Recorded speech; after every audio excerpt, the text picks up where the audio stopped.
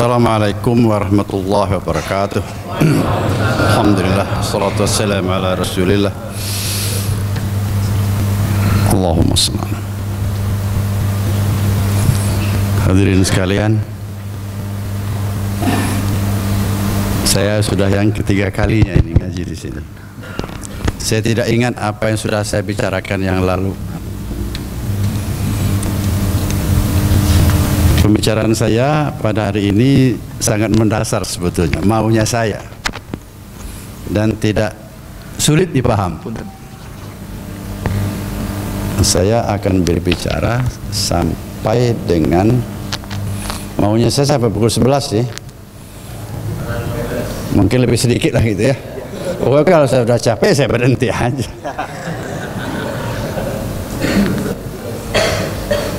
Jadi kewajiban manusia itu hanya satu sebetulnya.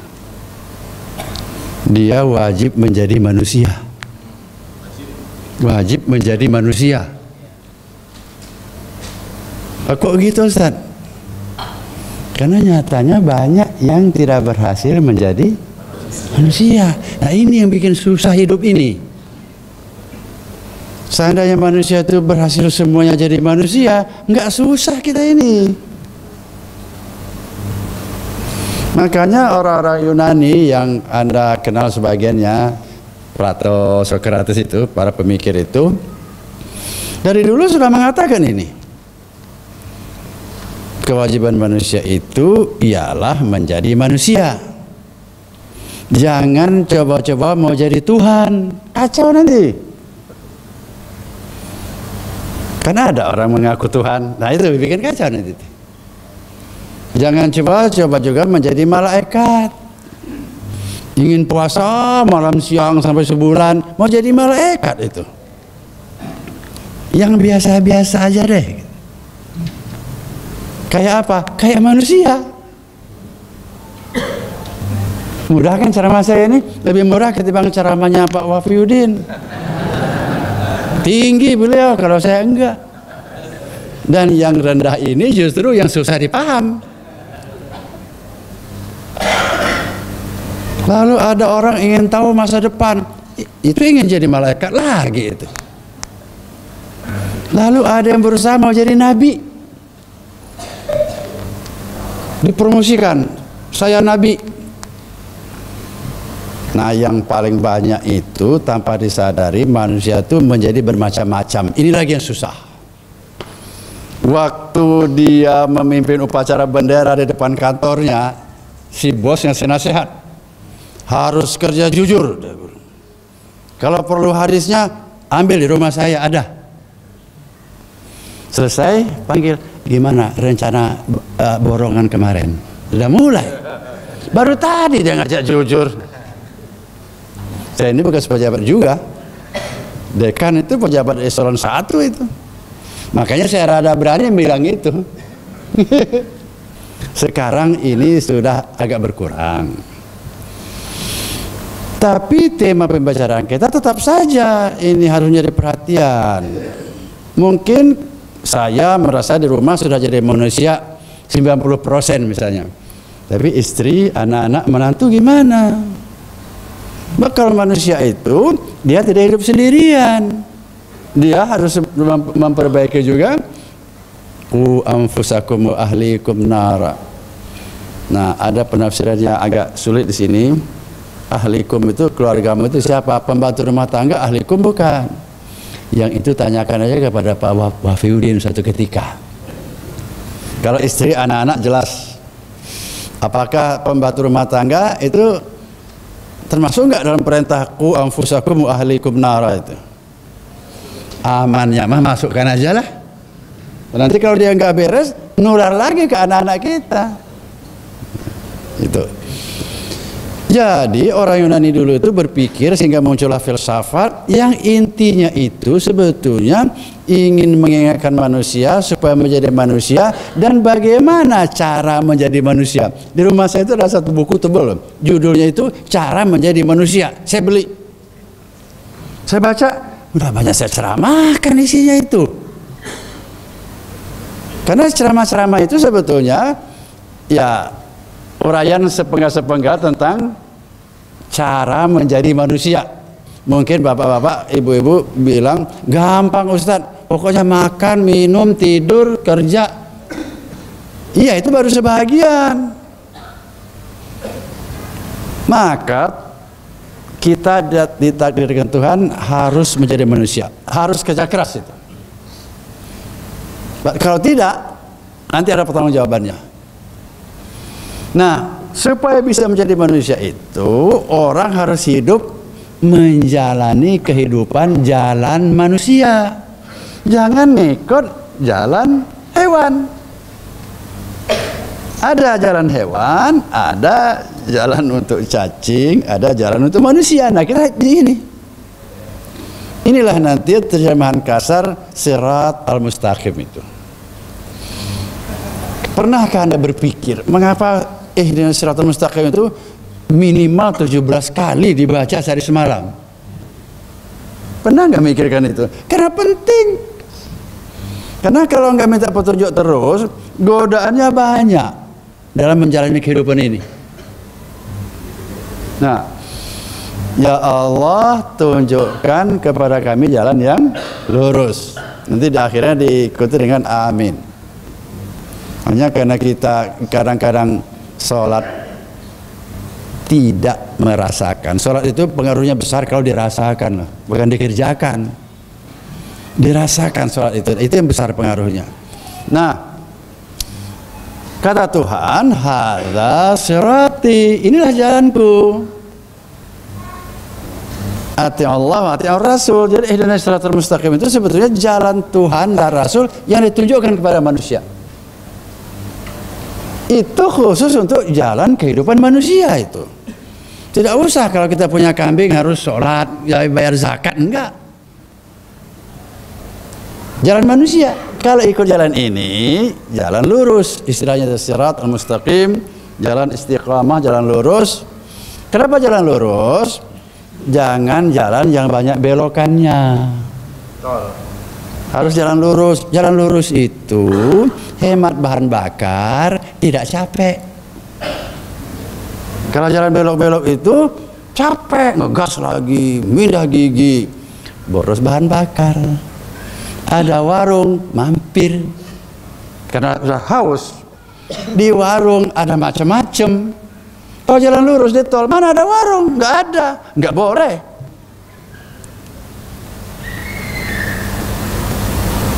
Tunjukkan kepada kami jalan yang lurus. Jalan lurus itulah ajaran agama. Oke, itu satu soal. Jadi Bapak, Ibu, adik-adik, ini bukan soal pilihan. Kita itu sudah ditakdirkan kamu jadi manusia ya, mau tidak mau. Tidak ada kita minta jadi manusia. Tahu-tahu dia jadi manusia aja. Dan dilengkapi dengan pedoman berkehidupan untuk menempuh jalan hidup manusia. Ya kalau rata-rata sekarang itu sekitar 70 tahun lah.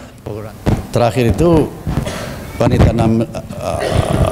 perempuan 70, terakhir datanya itu laki-laki 65. Angka rata-ratanya itu. Kalau saya baru 76. Baru loh, bukan sudah. Dan wanita terbanyak dalam porsi itu di Solo lagi. Jadi kalau memang cari cewek mau kawin ke Solo aja. Sini data. Gitu ya. Hadirin sekalian, nah kita terusin pelan-pelan aja.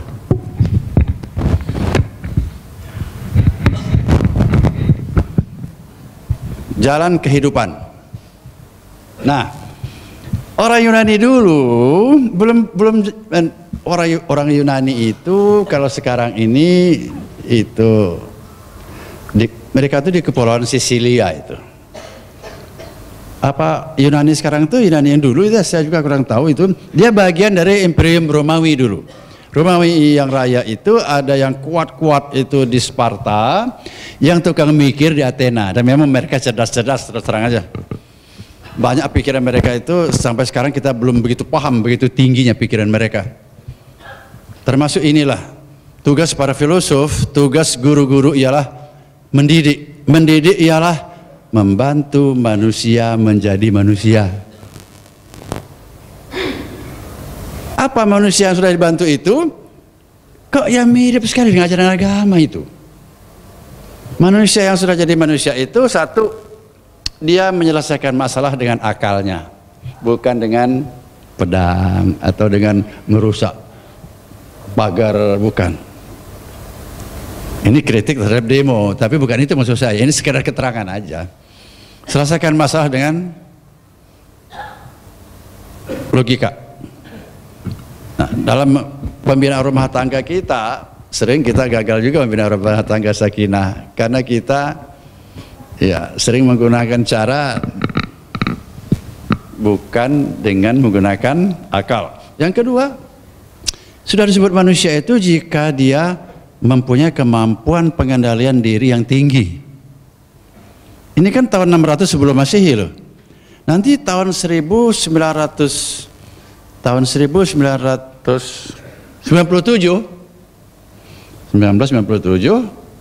baru terbit bukunya Daniel Goleman itu, yang EQ itu. Pak Wafidin hafal itu, temannya Pak Ari Ginanjar sih, yang pelatihan EQ itu. Nggak usah percaya betul itu, pakai agama aja lah. Tapi kalau mau baca, mau ikut kursus, silahkan saja, karena itu ajarannya agama juga. Jadi selesaikanlah masalah dengan akal. Ribut dengan istri bukan pakai tangan atau pakai cerai, talak, bukan, tapi dengan akal. Yang kedua, harus mampu dalam mengendalikan diri. Ini inti at-taqwa. Taqwa itu artinya pengendalian diri. Coba Anda bayangkan. Ini sudah dipahami oleh orang Athena itu tahun 600 sebelum Masehi. Jadi buku ilmiah baru terbit pertama kali tahun 97 kemarin, 1997. Daniel Goleman punya murid Ian Marshall dan Dana Zohar, itu yang menulis buku mengenai spiritual. Yang apa? Yang satu itu EQ, yang satu SQ itu. Ya. Saya tidak akan meneruskannya itu. Saya hanya mengatakan bahwa masalah pengendalian diri itu penting supaya kita bisa hidup di jalan yang lurus. Lalu mereka menciptakan filsafat nanti menciptakan hukum. Nah, hukum itulah sebagai jalan menjalani kehidupan. Tapi dalam Islam tidak. Begitu manusia diciptakan, telah diberi agama. Nah, orang Yunani dulu itu tahun 600 sebelum Masehi ya. Awalnya 690 sebelum Masehi, itu agama Kristen belum turun. Agama Yahudi tidak ada beritanya nyampai ke daerah itu. Nah, di sini kita tahu kalau agama nggak datang, toh manusia bikin semacam agama itu. Filsafat Yunani itu dalam berbagai hal kritik terhadap agama, yaitu mitos yang dibuat oleh orang Yunani. Mitos itu jasanya apa? Yang menghasilkan filsafat Yunani itu, yang nanti berkembang ke filsafat modern, dalam aplikasinya itu menjadi matematika misalnya. Nah, Bapak Ibu sekalian, ternyata dalam menjadi manusia nggak mudah itu. Banyak sekali halangannya dalam kitab usaha menjadi manusia. Akhirnya kebanyakan manusia itu separuh-separuh. Kadang-kadang jadi manusia sedang di masjid. Kalau sudah jalan-jalan, mangkir lagi. Waktu dia pulang ke rumah, istrinya tanya, "Bapak sekarang sedang manusia atau sedang jadi apa ini?" "Loh, kenapa, Mah?" "Itu matanya merah itu." Minum juga anak tadi itu, mabuk, merah matanya, sedang tidak jadi manusia. Ya. Yang lebih sulit lagi kalau dia tanpa sadar jadi setan. Waktu menjalani kehidupan ini, kita memang harus tahu, menurut agama sebetulnya yang paling penting dimiliki, diamalkan, diketahui tentang jalan kehidupan ini apa? Dalam ajaran itu ialah keyakinan. Keyakinan yang mana? Ya keimanan. Apa itu? Tidak usah pakai definisi dari ibtidaiyah itu, nanti repot. Itu kan untuk dihafalkan. Al-imanu antu minabillah wa malaikatihi. Kalau mau, kalau udah hafal ya pegang aja. Iman yang fungsional itu ialah tatkala orang yakin benar bahwa hidup itu harus mengikuti Tuhan. Itu iman itu. Yakin benar dan diamalkan. Saya mau kasih contoh yang kasar aja, yang kadang-kadang nggak disenangi. Ada ajaran agama poligami itu boleh. Nah, saya diundang oleh ibu-ibu. Ini gimana ini? Saya bilang, ya, itu ajaran Tuhan. Nggak boleh kalian menolaknya. Kalian tidak mau, boleh. Saya nggak mau dipoligami, boleh, hak Anda. Sama dengan durian itu, durian enak enggak? Enak. Tapi saya nggak senang, kan boleh kan? Tapi kalau ibu muslim menolak poligami, wah Gusti Allah itu tidak adil. Jangan. Kalau beliau nggak mau dipoligami, itu hak dia. Begitu posisi saya. Itu sebagai indikator orang yang sudah mulai beriman itu. Ya. Sebab iman itu sebetulnya mudah, iman itu. Tapi waktu menemui hal-hal yang menyulitkan, jadi susah iman itu. Misalnya, kalau dapat rezeki keluarkan zakat. Sementara kita sedang butuh nabung. Agak sulit beriman di situ. Tapi kalau misalnya ada yang membagikan zakat, menurut keimanan saya berhak menerima zakat. Dari situ beriman gampang. Nah, dalam hal inilah nanti bagaimana ya supaya hati kita ini takluk. Yang gampang, yang sulit tadi jadi gampang. Itu gimana? Bisa nggak? Dalam kenyataan sejarah dan sampai hari ini masih ada contohnya, itu bisa itu tuh. Misal waktu mau perang, Nabi SAW itu memanggil Abu Bakar. Kita mau perang nih, perlu biaya. Kata Abu Bakar, ya Rasulullah, ambil seluruh ontaku. Konon ontanya sekitar 100 ekor. Kata Nabi, bagaimana hidup keluargamu nanti? Kata Abu Bakar, masih ada Allah dan Rasulnya. Pasti Anda nggak paham kalimat terakhir ini. Saya juga belum paham kok. Kalau diambil semua 100 ekor, kata Nabi, gimana nanti ahli keluargamu? Kan masih ada Allah dan Rasulnya. Tapi hari ini Anda harus paham kalimat ini. Inilah contoh orang sudah beriman. Lalu kata Nabi, kesinikan separuh saja. Separuhnya silahkan dikembangkan untuk kehidupan. Separuh dari 100 ekor onta, banyak itu.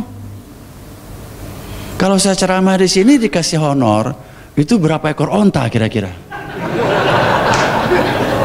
Mungkin dapat jenggotnya aja. Itu pun kalau dikasih honor, ya enggak? Nah, begitu. Disinilah nanti para ulama agak belakangan. Sebetulnya di zaman Nabi sudah ada kelompok itu, kelompok Ahlus Suffah, yang mereka itu tidur-tiduran di sekitar rumah Nabi, yang mereka itu melarat, yang mereka hidupnya itu atas pemberian orang. Mau sholat di masjid Nabi, mampir kasih makan, seperti Al-Ghifari, itu banyak itu disebut Al-Suffah. Mereka ini rancangannya untuk menghafalkan Al-Quran, dan hadis-hadis melalui mereka ini sering disebut hadis-hadis kualitas emas itu ya. Nah, Mereka ini adalah masterpiece, contoh orang mukmin yang nantinya memperjelas. Kata tasawuf, nanti mazhab tasawuf itu disebut tarekat. Kata tasawuf itu antara lain berasal dari kata al-sufah. Sufah itu apa sih ya? Serambi lah, emper. Di emper-emper rumah Nabi itu. Perangai mereka itu, jadi begini maksud saya. Sebetulnya Bapak Ibu nggak usah heran, tasawuf itu zaman Nabi sudah ada. Cuman kata tasawuf itu belum muncul. Kalau orang mengatakan tasawuf itu beda, gitu aja, jangan dilawan. Memang benar. Kata tasawuf itu munculnya lebih kurang 200 tahun setelah Nabi meninggal.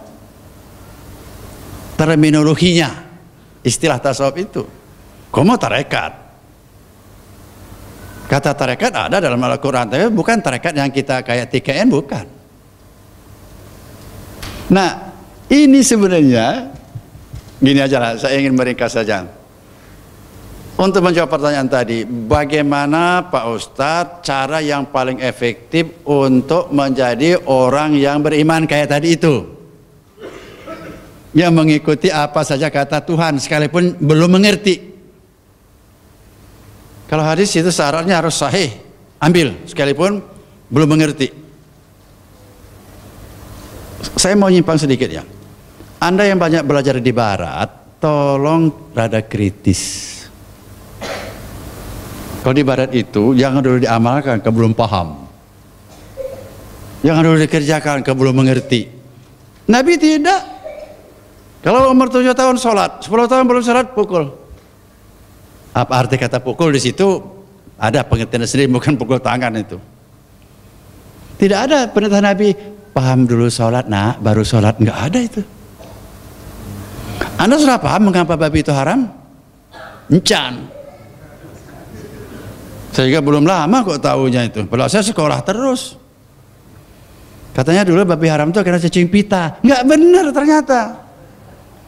Karena saya lihat di lab di Gajah Mada di Jogja itu ada cacing pita yang didapatnya bukan dari babi. Dan saya riset di Bandung tempat pemeriksaan daging babi di Jalan Bima. Ternyata babi 100 ekor itu hanya 2 yang sakit. Yang lain itu nggak ada cacing pitanya. Saya tanya, Pak, kenapa yang 2 itu digantung? Itu kurang sehat. Ada cacing pitanya? Ya. Lalu saya pelajari ke ahlinya. Ya memang hewan-hewan banyak punya cacing pita. Jadi bukan haramnya babi karena cacing pita. Lalu karena apa? Nggak tahu kan? Nggak tahu. Katanya babi itu karena kolesterolnya tinggi. Ternyata nggak benar. Di antara daging yang paling aman kolesterol itu babi, Pak. Aneh nanti. Iya. Loh, saya ini membaca dan menanya saya. Daging paling enak babi lagi. Udah numpuk di sana itu. Paling bagus itu babi. Kok haram? Disinilah salah satu ciri ajaran agama yang beda dari paradigma sekuler. Kalau sekuler itu jangan asal pegang, paham dulu. Kalau belum paham nanti. Kalau Nabi tidak, kalau agama kita tidak ada perintah pahami dulu mengapa babi haram, baru kau haramkan. Nggak ada itu. Anakmu umur 7 tahun latih sholat, 10 tahun belum juga mau, pukul, kerasin maksudnya itu. Tidak ada perintah anakmu ajari sholat dulu, kalau sudah paham baru suruh sholat. Kenapa saya ingatkan ini? Karena saya ini orang perguruan tinggi. Saya sudah sering mendengar itu teman-teman kita ngomong begitu.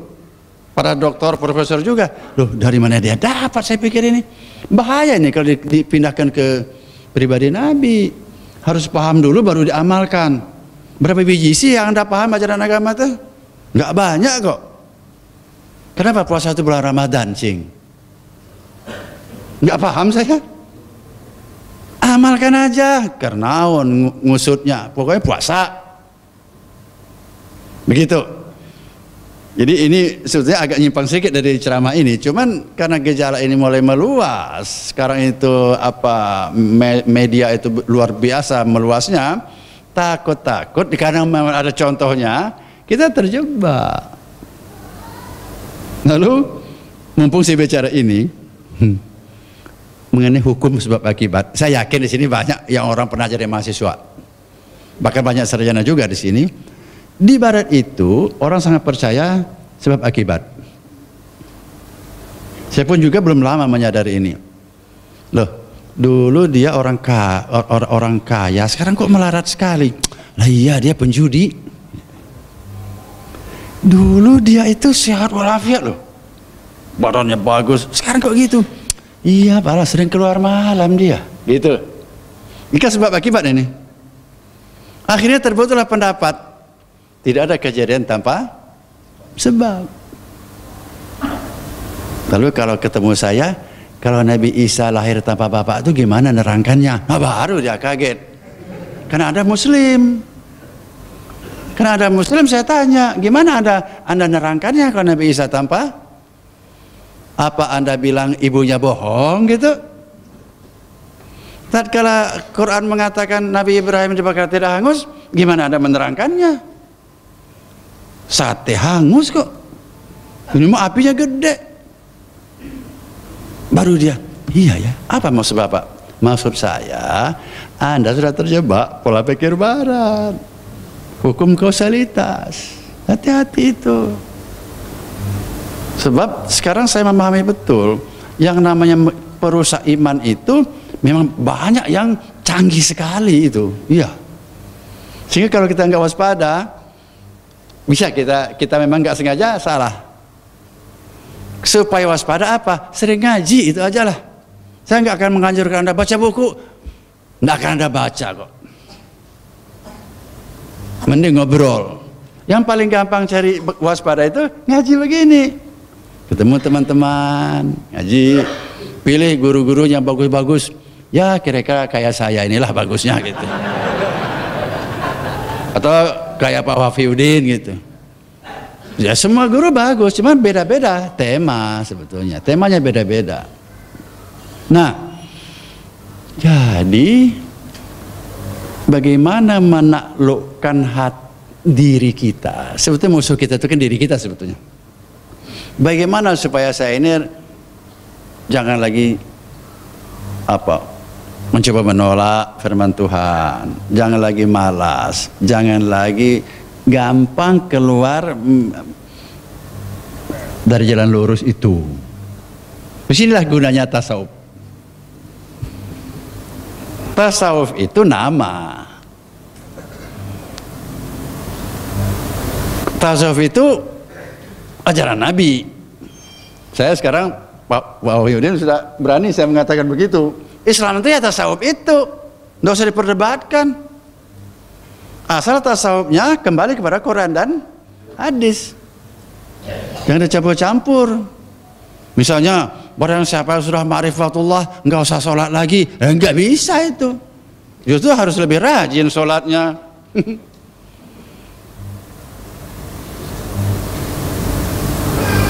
Mazhab dalam fikih disebut mazhab, oke? Mazhab dalam akidah disebut firqah. Mazhab di dalam tasawuf disebut tariqah. Nah gitu. Jadi tarikat itu sebetulnya tasawuf, tapi mazhabnya apa? Mazhab Qadiriyah, mazhab Qadiriyah Naqsabandiyah. Ingat, tarikat kita ini tarikat Qadiriyah Naqsabandiyah, bukan tidak buahnya, tidak pakai buah loh. Bukan tarikat Qadiriyah Wan Naqsabandiyah, bukan. Tidak percaya, konfirmasi ke Pak Wafiuddin. Saya nggak jelas betul itu bedanya, tapi pokoknya bukan aja. Ini satu ajaran, sudah mazhab tersendiri, tarikat Qadiriyah Naqsabandiyah. Jadi satu dia, bukan gabungan dua tarikat. Nah, jadi tidak usah diributkan. Kok beragama Islam harus pakai tarikat? Ya memang harus. Kalau Anda berpikir harus bermazhab. Ngaku tidak ngaku harus. Kalau Muhammadiyah mazhab tarjih. Cuma mereka nggak mau nyebut mazhab, soal lain. Kalau umat yang lain biasanya mazhab Syafi'i. Kalau buat tafsir mazhab macam-macam, misalnya begitu. Tidak mungkin orang mengamalkan Islam tanpa mengikuti jalur sistem ajaran tertentu. Nah, nanti begini kesimpulannya itu, keimanan yang kuat sehingga dia dapat berjalan di jalan yang lurus dengan tenang, tidak menggok-menggok, tidak capek, istiqomah dia, itu harus punya keimanan yang kuat. Ternyata keimanan yang kuat itu diomongkan gampang, diterangkan juga gampang, tapi mencapainya susah. Mencapainya kayak apa? Kayak zaman Nabi dan sahabat dulu. Itu yang mudahnya. Bagaimana itu? Lebih kurang kayak diamalkan oleh orang tasawuf. Ini banyak loh yang nggak senang dengan kalimat ini. Kalimat saya terakhir ini banyak orang nggak senang. Karena masih menganggap tasawuf itu barang baru. Padahal zaman Nabi sudah ada. Seluruh guru sufi mengatakan guru agung mereka itu Kanjeng Nabi. Guru terbesar para mursyid sufi itu ya Nabi itu, bukan orang lain. Jadi hidup beragama bertasawuf ialah menjalankan agama seperti yang dicontohkan oleh Nabi dan para sahabat, seperti begitu. Kalau nggak mau pakai istilah tarekat nggak apa-apa, nggak mau pakai istilah tasawuf nggak apa-apa. Kenapa ini kenapa itu harus dicontoh? Karena di zaman mereka inilah kehidupan itu bagus. Coba Anda lihat, Nabi di Mekah begitu pengalamannya, pindah ke Madinah. Madinah waktu itu ya tidak jauh dari Mekah juga akhlaknya. Kok bisa bagus? Hanya dalam tempo 23 tahun kurang. Jadi waktu Pak Jokowi mengumumkan mau jadi presiden, beliau bilang mau mengadakan revolusi mental, saya colok dia. Saya milih Jokowi jadi presiden itu gara-gara kampanye itu saya. Kalau kampanye wakil presiden itu apalkan aja, hanya dua, keadilan dan kesejahteraan. Pasti itu kampanye presiden itu. Tidak penting buat saya. Nanti jadinya lihat aja nanti. Tapi ada yang baru, Pak Jokowi dulu itu mau melakukan revolusi mental. Nah ini yang baru. Saya tusuk dia, menang. Sudah setahun ditunggu-tunggu, ya toh. Lalu waktu koran rame-rame, internet rame-rame bertanya, Pak Jokowi sudah setahun jadi presiden, revolusi mentalnya mana? Baru dibentuk panitia lagi, ramai sekarang. Termasuklah di bawah itu ada tulisan di bawah ini, pokoknya ikut mensukseskan revolusi mental. Revolusi kita tahu kan, perubahan cepat. Mental, apa itu mental? Bukan mental, bukan metal, bukan. Mental itu rohani lah gampangnya, atau lebih kurang begitu. Tidak salah kalau Anda katakan mental itu rohani. Kalau ujian ke saya luluskan, gitulah. Sekalipun ada perdebatan itu mental dan rohani itu apa gitu. Nah, mau mengubah dengan cepat keadaan rohani orang Indonesia. Rohani ini muncul dalam akhlak. Gambaran rohani itu akhlak. Orang yang kelihatan gelisah itu gambaran rohaninya sedang galau, kira-kira gitu. Orang yang merengut terus kita bisa baca itu rohaninya, kira-kira gitu. Kalau orang ketawa-tawa terus ya orang gila. Karena apa? Rohaninya itu memang sangat kacau gitu. Nah, jadi ini sebetulnya menjadi lebih mudah difokuskan ceramah ini. Sebetulnya kalau mau menjadi manusia, ya memang itu harus ikut jalan lurus, Cara mengikuti supaya bisa jalan lurus itu perkuat iman. Perkuat iman itu ialah dengan cara mengikuti jalan sufistik. Itu kesimpulannya. Nah ini sudah sampai ke ceramah-ceramah begini, udah sampai ke luar negeri. Ini tema saya. Saya memang mau mancing. Ternyata orang diam.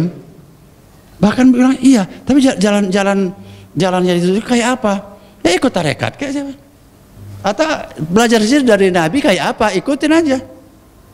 Itu tarekat Nabi gitu. Jadi pertama saya ingin memberitahukan, tidak usah kita rame-rame lagi dengan kata tarekat. Nggak ada yang aneh di situ. Tidak usah lagi kita ribut apa itu tasawuf. Memang itu barang baru, memang beda aja itu. Kata tasawuf juga itu belakangan munculnya, lebih kurang ya 200 tahun setelah Nabi meninggal baru kata tasawuf itu muncul dalam literatur.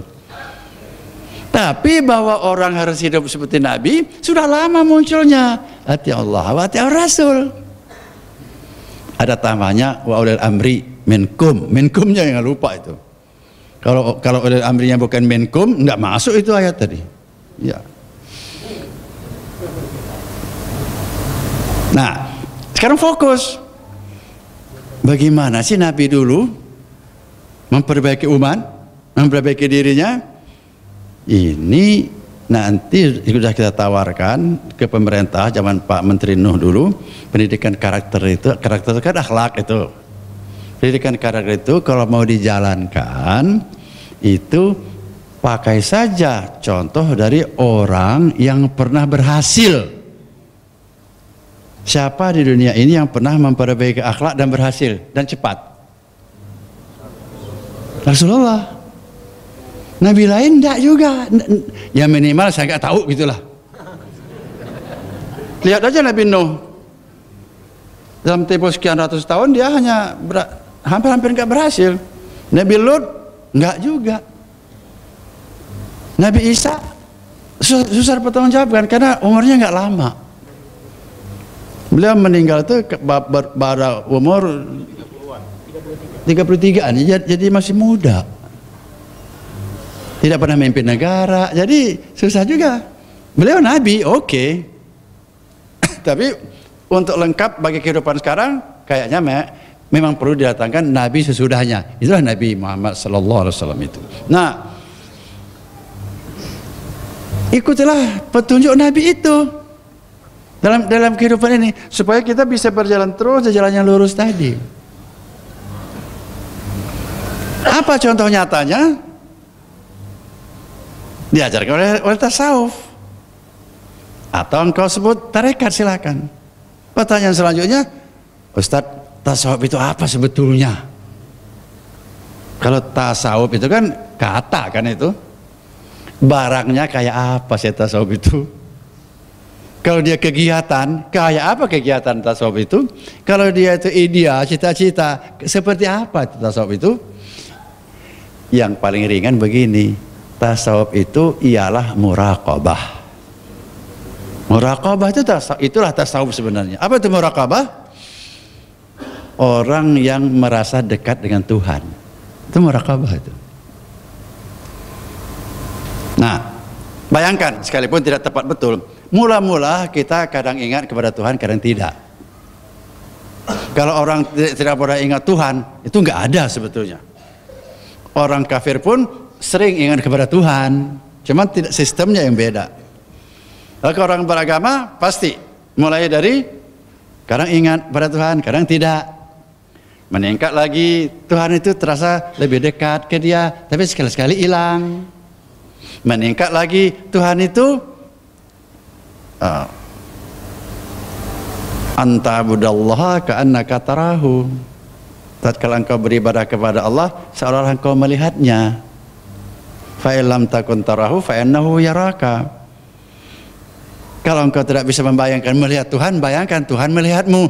Ini muraqabah yang paling sederhana. Hadis Nabi ini. Belum muraqabah yang lebih tinggi levelnya. Tuhan itu dekat. Bahkan seperti dia melihat, ada sufi musyahadah, kalau dia melihat bunga, dia melihat Tuhan. Nggak usah dipikirkan itu, susah itu memikirkannya, pokoknya dengarkan aja. Tapi itu posisi sudah tinggi itu. Jadi itu musyahadah namanya. Apapun dia lihat, dia melihat Tuhan. Baik itu gempa bumi maupun itu bunga yang sedang berkembang. Situ dia melihat Tuhan. Tapi murakabah diteruskan, lama-lama Tuhan itu masuk ke dalam dirinya, berada di dalam kalbunya. Ini yang kita maui dalam tarekat kita ini. Di dalam kalbu kita itu banyak barang. Di situ ada cinta kepada Allah, ada dalam kalbu itu. Maka sering zikir. Cinta kepada duit ada di sana. Simpan. Cinta kepada mobil ada dalam hati itu. Cinta kepada istri, kepada anak, kepada jabatan ada. Penuhlah kalbu itu. Materi-materi itu berebut. Tatkala cinta kepada Rasul, dia baca salawat jika tadi tah. Panjang baca salawat. Tatkala cinta kepada Allah sedang mendapat menang posisi, kita zikir. Tatkala cinta kepada istri sedang menang posisi, wah dipuji-puji istrinya, sampai-sampai tidak cukup satu istri. Toh jalannya ada kalau mau. Akhirnya sesuatu yang dalam kalbu itu berebut tempat, apa yang terjadi? Dada itu sampai panas, Mas. Panas secara fisik loh. Berkeringat, susah tidur. Ini yang bahaya. Harusnya umur 70 tahun, mungkin cuma 50 dapatnya itu. Karena banyak energi yang digunakan untuk menenangkan. Ya. Bagaimana kalau cinta kepada istri ini bertabrakan dengan cinta kepada mobil? Nah, mobil minta dicintai, istri minta dicintai. Kalau cinta kepada mobil kan mesti ganti mobil baru kan? Kalau cinta kepada istri, ya enggak juga sih. Tapi sebagian uang ini sudah dipakai beli mobil. Sebetulnya sehari-hari yang Anda alami, saya alami itu persoalannya sebetulnya. Rebutan, jadi penghuni kalbu itu rebutan minta diakui. Kayak punya anak 5, masing-masing minta posisi di orang tuanya. Yap, bingung orang tuanya. Maka guru saya mengajarkan, saya kata Abah Anom, keluarkan yang tidak perlu, jangan disimpan di hati semua, susah nanti gimana ngeluarkannya. Nabi juga sudah mengajarkan la ilaha illallah. Illallah kuat itu di situ rahasianya. Keluar loh, biar hanya Allah saja di sana, yang lain keluar. Begitu maunya. Sengaja saya kerahkan supaya Anda nggak ngantuk lah. Jadi selalu saya jelaskan, Mas, Pak, itu mobil simpan di garasi aja, jangan dalam kalbu, dikunci. Kalau sudah ke jalan raya, mobil siap ditabrak, jangan siap nabrak. Begitu. Coba kalau mobil itu dalam kalbu, dikegesek beca, dia lecet, hatimu ikut luka. Itu bodohnya kita. Mobil sudah dicat ulang, hati masih. Padahal mobil sudah bagus nih. Jadi kembalikan ke dealer, cat ulang, orisinil. Tanya hatimu, masih luka. Jual aja mobil ini, sial ini. Kalau uang, simpan di laci, dikunci. Kalau hilang, hatimu tidak akan merasa kehilangan. Mungkin kalimatnya terlalu bagus ini ya, tapi begitu maunya. Nah kalau istri simpan di hati tidak, Capek Anda kalau istri itu disimpan dalam hati. Apalagi istri cantik masih muda. Bisa kurang tidur Anda. Digoda orang, cemburu, salah sorangan. Manusia begitu gede disimpan di kalbu yang kecil. Lalu bagaimana? Cintailah seluruhnya itu karena cinta kepada Allah. Jadi dalam itu Allah saja. Itu yang nantinya waktu kita zikir khafi itu Allah, Allah. Itu sebetulnya itu. Hanya engkau yang boleh berada di sana dan engkau menjadi al-malik di sana. Menjadi raja di sana. Di sini nanti kita memahami hadis, kalau orang sudah pada posisi itu, maka dia melihat dengan mata Allah. Jangan salah paham loh. Kalau pada posisi ini, dia berjalan dengan kakinya Allah. Itu ada hadisnya itu. Dia berkata dengan mulutnya Allah. Sampai orang kebablasan, dia sudah menjadi Allah. Bukan. Karena dia tidak lagi diperintah oleh istrinya, tidak lagi diintervensi oleh pangkatnya. Jadi Anda milih saya jadi gubernur silakan, mau menang mau kalah tidak jadi masalah. Nah gitu nantinya. Kalau pilih saya tapi harus menang loh. Kalau kamu milih saya, nah itu bukan, dia sudah diperintah oleh isi hatinya itu. Ini bikin kita susah hidup deh. Nah, kalau istrinya nyeleweng gimana? Ya, kasihkan aja urusan dia. Cuman kita berkewajiban mendidik istri, kewajiban mendidik.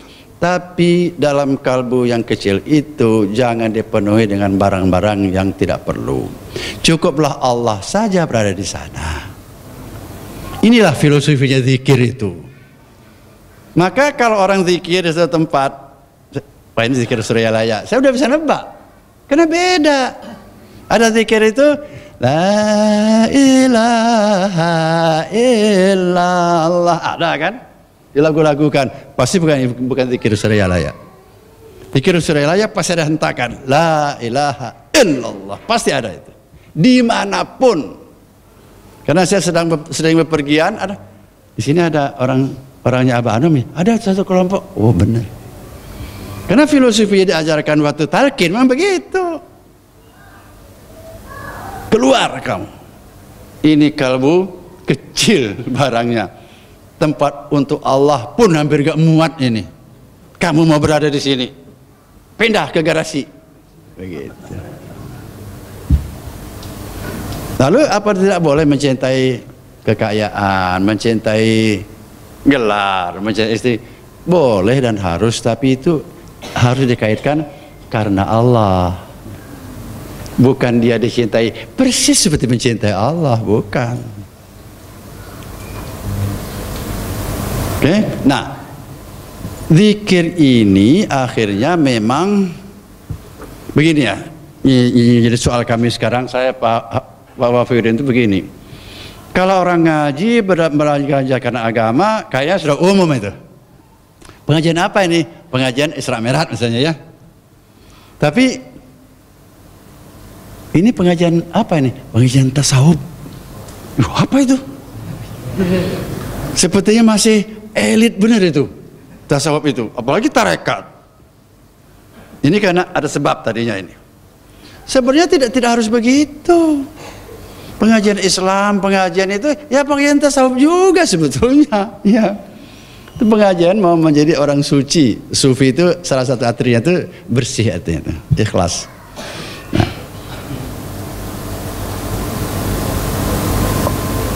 Tujuan terakhir menjadi sufi itu tadi sudah saya katakan, menjadi orang yang muraqabah, menjadi orang yang dekat dengan Tuhan.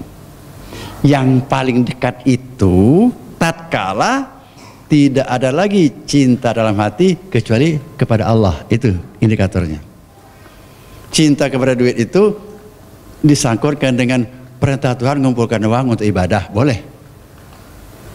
Cinta kepada ilmu itu memang perintah Tuhan itu menuntut ilmu, boleh. Cinta kepada ilmu, bukunya disimpan, bukunya ditulis. Nah, cinta kepada Allah, laksanakan segala perintah, tinggalkan segala larangannya. Paling murah loh cinta kepada Allah itu, karena nggak pakai pengorbanan kok sebenarnya. Jalani hidup ini sesuai dengan perintah Allah, itu aja. Nah, Selanjutnya, di rumah tangga itu tugas mendidik itu ada di ayah ibu. Waktu saya jadi kepala SMP pernah, itu orang tua marah-marah karena anaknya nakal. Saya balik, kenakalan anak itu bukan tanggung jawab guru kalau menurut ayat Al-Quran.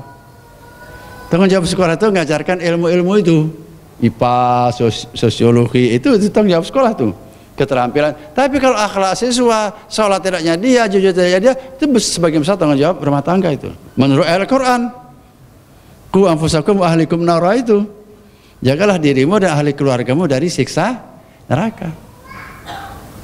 Nah kalau gitu kita tanggung jawab bersama aja.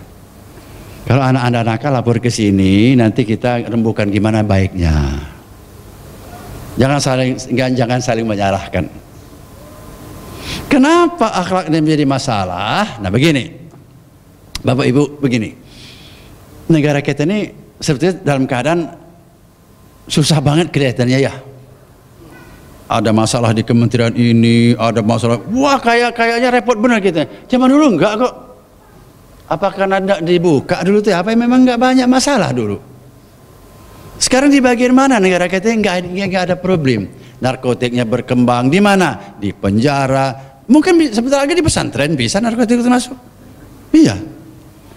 Dulu anak nakal itu kalau zaman saya sekolah, saya tamat SD itu tahun 56. Itu anak nakal itu SMA itu belum nakal dulu. Anak nakal itu harus sudah mahasiswa. Sekarang anak SD sudah banyak yang nakal loh. Kan hebat ini. Iya. Ini nanti larinya kemana ini? Nah setelah kita lihat dari kejauhan, sebetulnya masalah negara itu cuma satu sebenarnya. Ditelisik, masalah kita ini dekadensi moral sebetulnya. Coba aja lihat. Narkoba di belakang itu akhlak gitu. Sikut-sikutan di belakang itu. Jangan-jangan masalah Ahok ini juga di belakangnya akhlak ini. Dan memang ini sudah lama saya ketahui, dan Anda pun sudah lama tahu itu. Naiknya seseorang karena akhlak, jatuhnya juga karena sakinahnya keluarga karena akhlak, hancurnya juga karena. Begini aja, tidak ada negara hancur karena miskin, nggak ada. Contohnya nggak ada. Tidak ada negara menghilang karena tidak menguasai sains dan teknologi, enggak.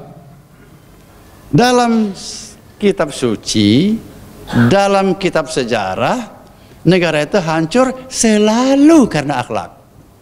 Catat ini. Kita lihat kerajaan yang disebut Baldatun Thayyibatun Warbun Ghafur, itu kan kerajaannya Ratu Bilqis itu teh. Ya. Hancur karena akhlak. Di situ ada pelajaran kalau orang sudah terlalu makmur, hati-hati. Makmur, akhlak hancur kalau nggak hati-hati. Itu contohnya, sampai Nabi Sulaiman waktu datang nggak sanggup lagi memperbaiki. Bilqisnya bisa diselamatkan, rakyatnya tidak. Jadi orang kalau sudah terlalu makmur, kalau keluarga Anda terlalu kaya, itu ancamannya akhlak akan runtuh. Gitu aja dulu. Lu Ustaz kalau itu jangan terlalu kaya. Bukan begitu, kaya itu wajib loh hukumnya. Karena kita nggak bisa haji kalau nggak kaya. Yang diperlukan untuk yang wajib, ya. Memfasilitasi yang haram, haram. Memfasilitasi yang wajib, wajib. Itu kaidah fikih. Nah, jadi kerajaan Nabi Lot, awas ini nanti LGBT ini. Lewat gay, hancur. Kerajaannya Nabi Nuh hancur. Semuanya kan akhlak itu. Lalu kerajaan Firaun itu secara teoritis itu tidak bisa hancur loh. Kenapa? Kuat kerajaan dan rajanya mengaku Tuhan. Rajanya percaya. Harusnya kan nggak hancur itu. Tapi Tuhan mengirimkan orang yang paling dekat dengan Firaun untuk menghancurkan dia dari dalam. Disinilah nanti kita memaknai wa makaru wa makarallah wallahu khairul makirin. Waktu saya ceramah di pesantren diprotes itu, silahkan ngeliciki Allah, Allah itu paling licik. Ya memang itu ayat itu gitu. Wa makaru wa makarallah wallahu khairul makirin. Tukang makar yang paling hebat Allah tuh.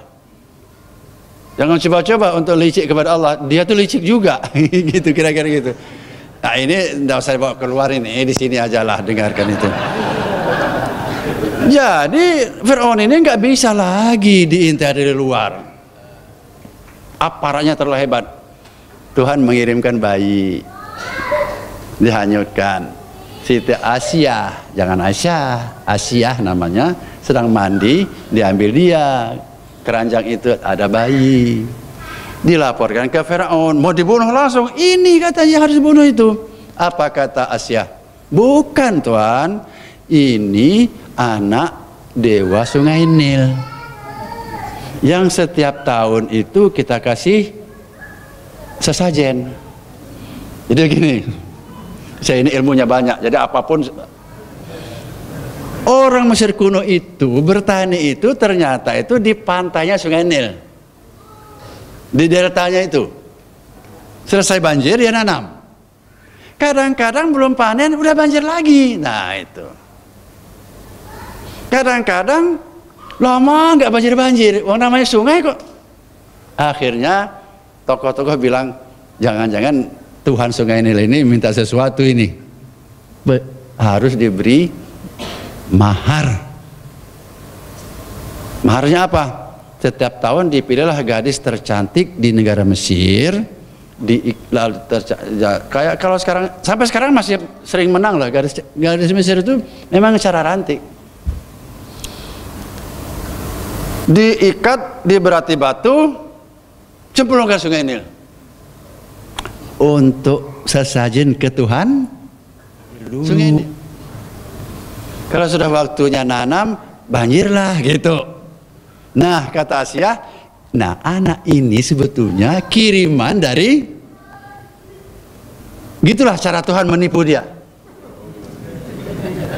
Khairul makirin itu nggak jadi sih Fir'aun ini bunuhnya. Udah gede, udah lucu, digendong, dicabut aja jenggot Fir'aun itu. Buat buset, dia bilang,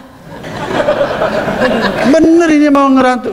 Kata Paduka, itu tandanya ini dia nanti akan menjadi kamu lebih dari kau hebatnya nanti. Tuh, oh iya, nggak jadi. Padahal musuh sudah dipilih di dalam. Nah begitu cerita Firaun itu. Mestinya kalau normal Firaun itu nggak runtuh-runtuh itu. Negaranya kuat, pertaniannya kuat, rajanya mengaku Tuhan dan dipercaya. Runtuh juga karena akhlak. Udahlah, udah percaya kepada saya saja deh, nggak usah baca buku. Pokoknya yang menghancurkan umat manusia itu akhlak sebenarnya. Baik perorangan, partai, LSM, rumah tangga, sakinah. Naiknya manusia karena akhlak, meluncurnya karena. Makanya para ulama mengatakan kelengkapan itu iman, Islam, ihsan. Iman itu percaya, Islam itu latihannya, akhlak itu, ihsan itu akhlak. Bagian ujung-ujungnya, inti agama itu akhlak. Nah untuk mencapai akhlak baik ini bagaimana? Yaitu orang akhlak bagus itu dia berjalan lurus itu dengan muraqabah lagi. Muraqabah itu berlatih, bahkan dalam latihan itu kadang-kadang harus memaksakan diri. Kalau Anda teriak-teriak zikrullah dikatakan ria, biar aja. Ria itu perlu. Nanti ria lama-lama hilang sendiri itu. Ya. Anak-anak kita kalau perlu dibikin riak dulu supaya dia senang, nanti kan hilang sendiri riak itu, baru ikhlas. Gak apa-apa. Jangan mengajak orang beramalah kemudian dengan ikhlas, atau nggak usah beramal. Keliru. Orang beramal itu memang dari riya dulu. Seperti saya pidato ini, karya ini. Wah, saya dibagus-bagusin, dibohong-bohongin sedikit. Tapi kalau saya sering pidato di sini, lama-lama kan capek saya gitu. Akhirnya ikhlas gitu.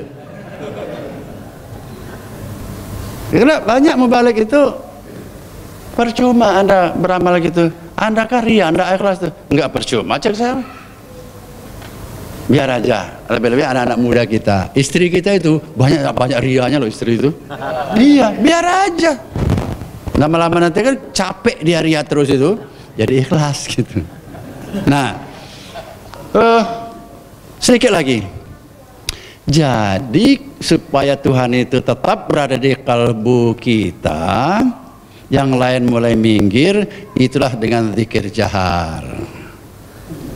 Zikir jahar itu supaya dia terlempar keluar. La ilaha illallah. Terlempar keluar dan dengan tekanan perasaan. Lalu untuk memelihara dia di dalam, itulah zikir khafi. Mau saya sebutkan hadisnya yang mengerikan. Engkau harus selalu dalam keadaan zikrullah. Sedikit saja engkau lengah dari zikrullah, falyuqayyid lahu minasyaitan. Segera setan akan menggandeng lenganmu. Falahu qarin, langsung menjadi temanmu. Di sini perlunya zikir khafi. Kalau zikir jahar nggak bisa di mana-mana. Saya dalam keadaan pidato begini seharusnya tetap saya bisa zikir khafi. Kalau sudah terlatih bisa itu. Sekalipun saya belum bisa gitu. Sebab untuk menjaga kekekalan Tuhan di dalam kalbu itu, zikir khafi. Apa itu zikir khafi? Ya yang sudah sering latih, Allah, Allah, Allah, Allah. Zikir khafi. Dalam keadaan bekerja, dalam keadaan sadar saja. Mungkin dalam keadaan tidur tidak bisa kita zikir khafi, karena tertidur. Kalau zikir jahar itu terbatas sekali waktunya. Di tempat yang mengganggu orang, ya kita jangan zikir itu ganggu orang, maka zikir pakai ganggu orang.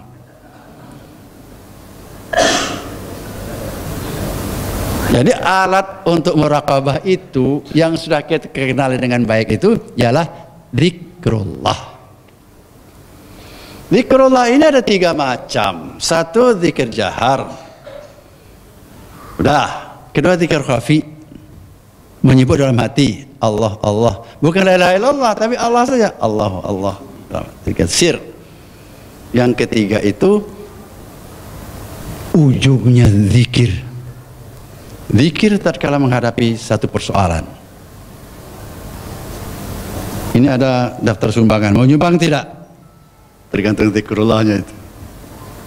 Saya hanya punya uang 10.000, mau jajan 5.000, ya 5.000 sedekahkan.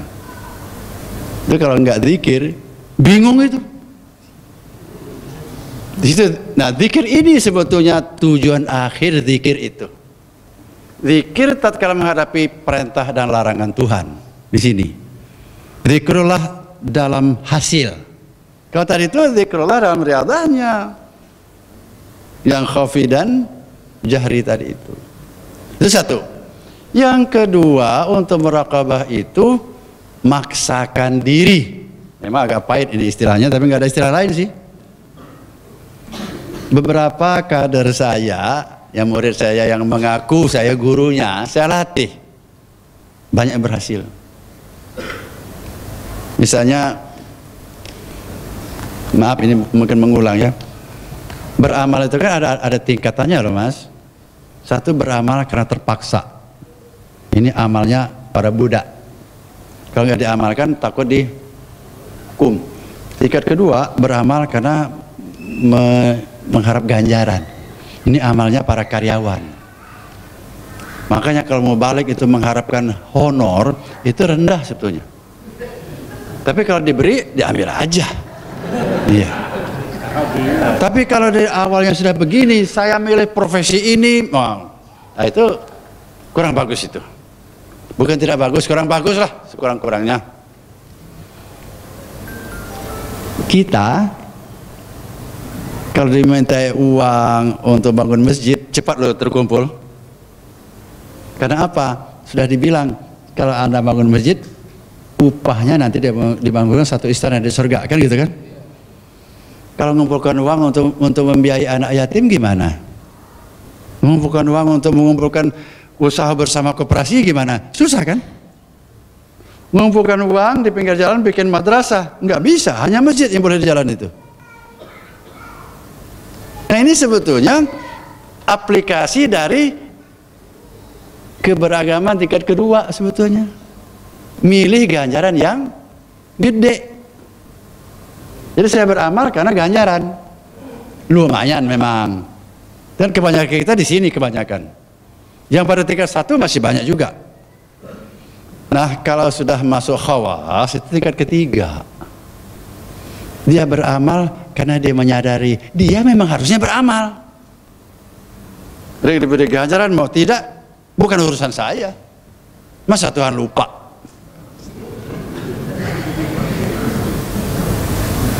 Contoh, Pak, kata pegawai, Bapak itu sudah pensiun. Saya dulu ya, maaf ngomong ini untuk contohnya, sering itu di bagian keuangan, tolong ini bagikan ke supir gitu, ke sapu. Kan sudah terbiasa, saya sudah pensiun masih sering itu.